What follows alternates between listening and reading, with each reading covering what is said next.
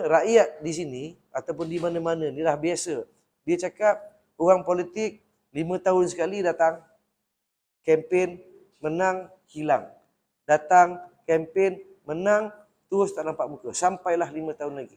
Jadi saya ambil iktibar. Ini yang diluahkan oleh rakyat.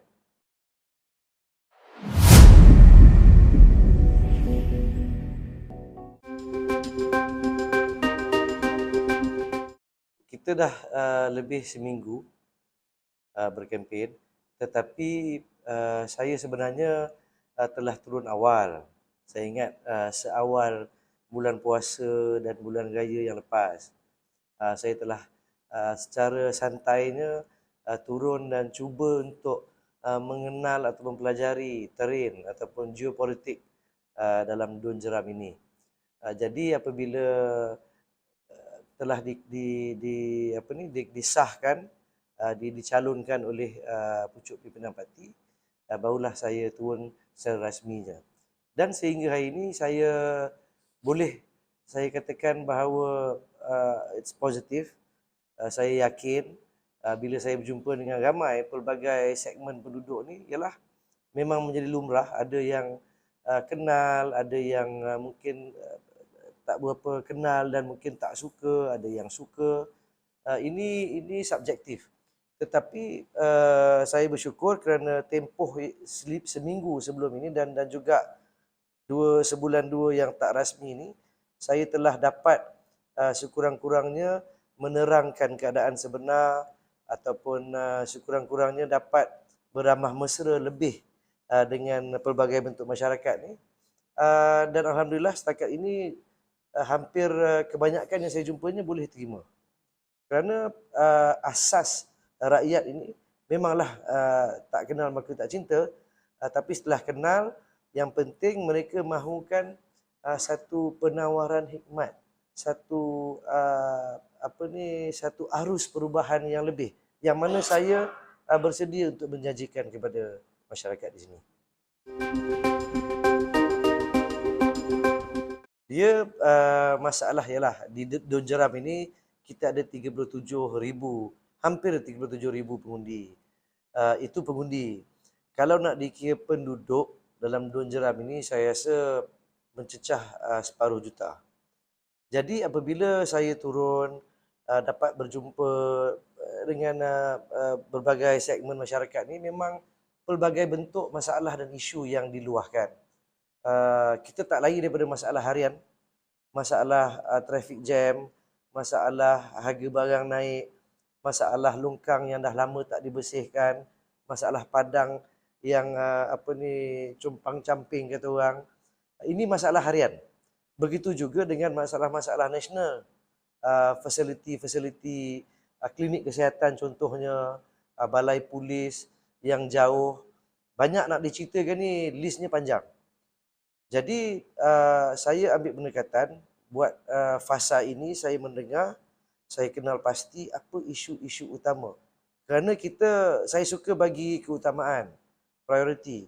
Kalau kita listkan masalah ni memang panjang, tetapi kita juga harus praktikal dan realistik dalam kita cuba nak menangani masalah yang ada. So itulah antara banyak yang diluahkan oleh masyarakat di sini. Saya pun sedar ramai juga yang bercakap macam tu.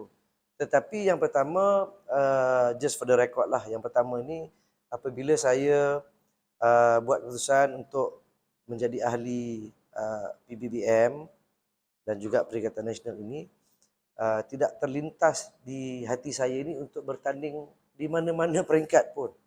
Macam saya sebut awal tadi, saya tidak bersetuju dengan parti UMNO dan Barisan Nasional dan saya masuk PBBM. Tidak timbul bahawa saya nak memilih mana nak bertanding.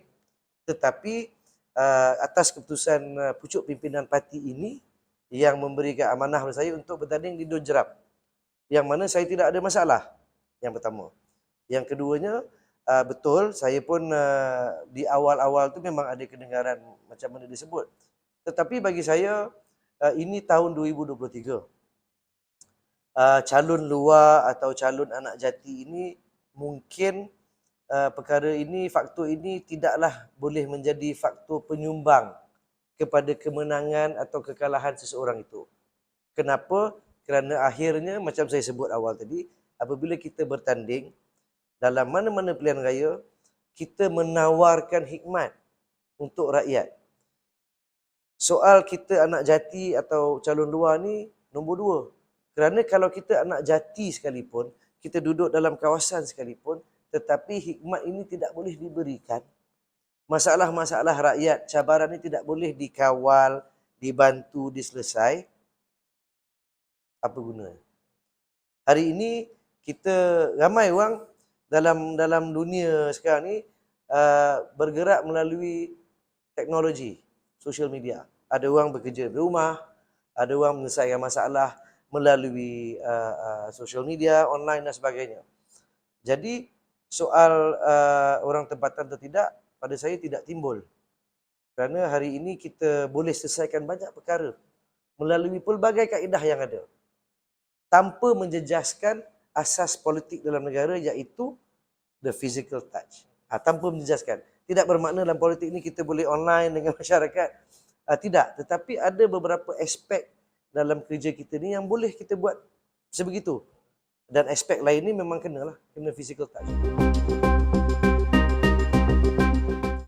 Betul juga. Itu satu perkara yang possibility lah. Kadang-kadang macam dalam aspek lain dalam kehidupan lah.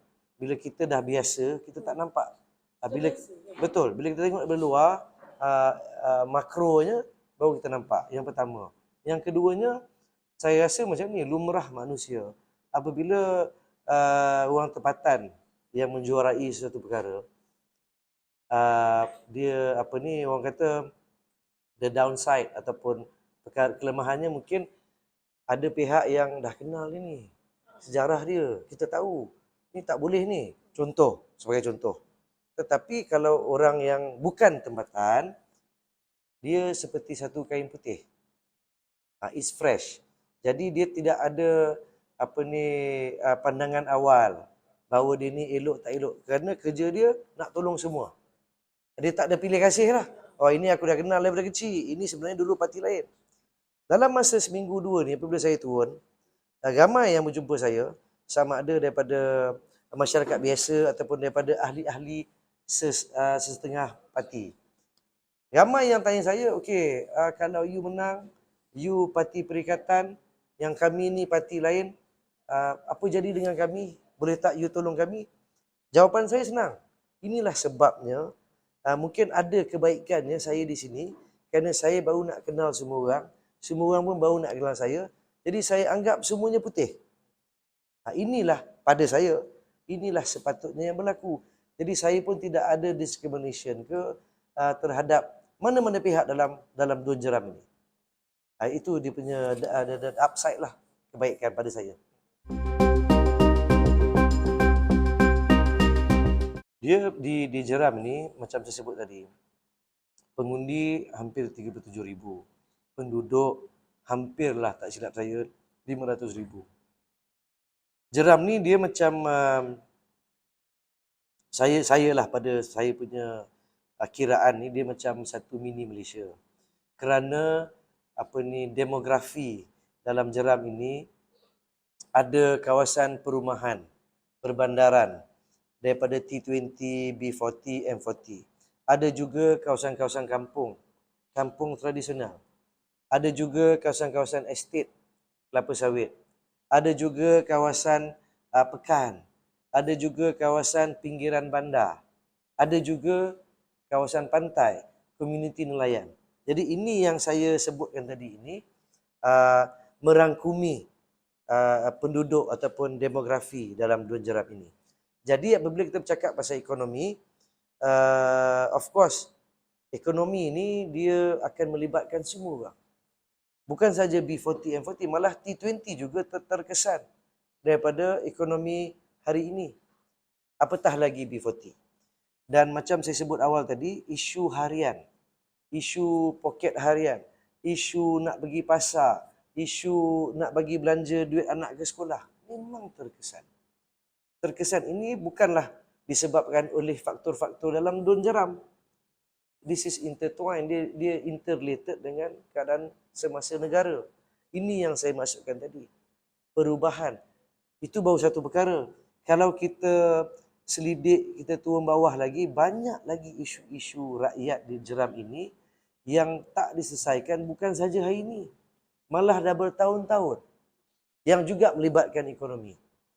Jadi bagi saya, luahan tu memang tak cukup satu buku nak buat. Jadi ini maksud saya. Siapa pun yang menawarkan perkhidmatan hari ini, haruslah melihat kembali isu-isu ini. Kerana rakyat di sini, ataupun di mana-mana, ni dah biasa.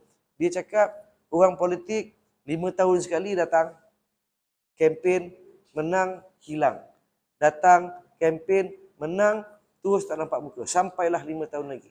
Jadi saya ambil iktibar, ini yang diluahkan oleh rakyat.